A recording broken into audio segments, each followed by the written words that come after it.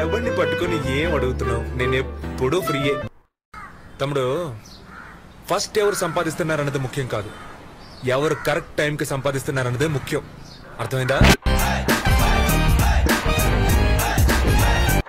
అయ్యో చూడండి సారు, మన సూపర్ స్టార్ వేసేస్తున్నారు రొమాంటిక్ గేరు.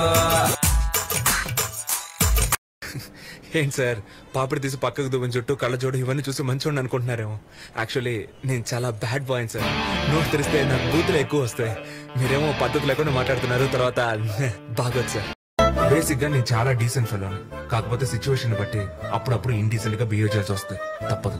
బాగుపడవురా, ఈ జన్మకి బాగుపడవు. ఎరా ఎర్రి పప్ప, ఎటువంటి కష్టం పడకుండా అసలు ఏ క్వాలిఫికేషన్ లేకపోయినా మీ నాన్న ఉన్నోడనే ఒకే ఒక కారణంతో చెమట కూడా పట్టకుండా స్ట్రైట్ గా ఎండీ చైర్ లో కూర్చున్న నీకేంత పొగరుంటే, అమ్మ నాన్న తిప్పలు పడి స్కూల్ ఫీజు కడితే ఎల్కేజీ నుంచి 10th క్లాస్ వరకు కష్టపడి చదివి పాస్ అయ్యి ఇంటర్లో ఈజీగా ఉన్న గ్రూప్లన్నీ వదిలేసి ఎంపీసీ చదివితేనే ఇంజనీర్ అవ్వగలమని చెప్తే కష్టమైన అదే గ్రూప్ సెలెక్ట్ చేసుకుని ఫిజిక్స్కి ఒక ట్యూషన్, కెమిస్ట్రీకి ఒక ట్యూషన్, మ్యాథ్స్కి ఒక ట్యూషన్ అని రోడ్లు పట్టుకు తిరిగి ఆ ఫీజు కట్టాలి ఈ ఫీజు కట్టాలని అమ్మా నాన్నల్ని హింస పెట్టి బోర్డ్ ఎగ్జామ్ లో పాస్ అవడానికి ఫ్లాస్క్ లో టీ పెట్టుకుని రాత్రంతా చదివి అలారం పెట్టుకుని పొద్దున్నే లేచి మళ్ళీ చదివి తీరా పాస్ అయ్యాక ఎంసెట్ లో ర్యాంక్ రాకపోతే లాంగ్ టర్మ్ కోచింగ్ తీసుకుని అప్పటికీ సరైన ర్యాంక్ రాక అమ్మ నగలు తాకట్టు పెట్టి మేనేజ్మెంట్ కోటాలో సీట్ సంపాదించి తెలుగు మీడియం నుంచి వచ్చిన నాకు ఇంగ్లీష్ అర్థం కాక ఫస్ట్ ఇయర్ నుంచి 4th ఇయర్ దాకా ఉన్న అరియర్స్ అన్ని 4th ఇయర్ లో ఒకేసారి క్లియర్ చేసి ఈ సొసైటీలోకి వస్తే ఈ జనమంతా నన్ను ఉద్యోగులేని ఎదవా అని నీచంగా మాట్లాడుతున్న లెక్క చేయక ఉద్యోగం కోసం ఆ ఆఫీసు ఈ ఆఫీస్ అని పిచ్చ కుక్కల 4 ఏళ్లుగా తిరుగుతున్న నన్ను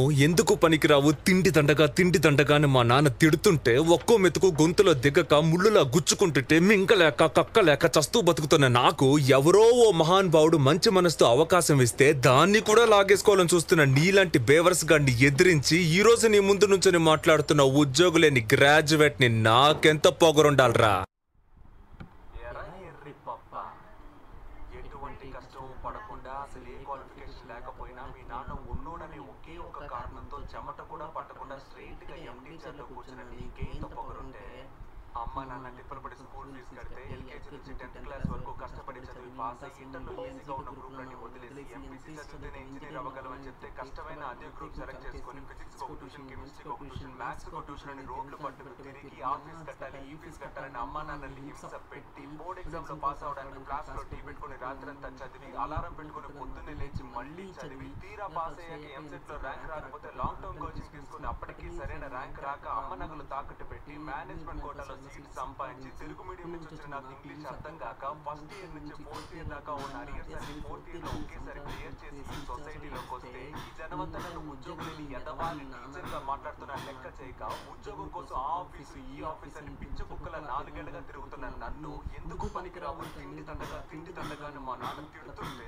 ఒక్కో మెతుకు గొంతులో దిగక ముళ్ళులా గుచ్చుకుంటుంటే మింకలేక కక్కలేక చస్తూ బతుకుతున్న నాకు ఎవరో మహానుభావుడు మంచి మనసుతో అవకాశం ఇస్తే దాన్ని కూడా లాగేసుకోవాలని చూస్తున్న నీలాంటి పేవర్స్ గాడిని ఎదిరించి ఈ రోజు నీ ముందు నుంచి మాట్లాడుతున్న ఉద్యోగులేని గ్రాడ్యుయేట్ ని నాకెంత పొగరుండాలరా.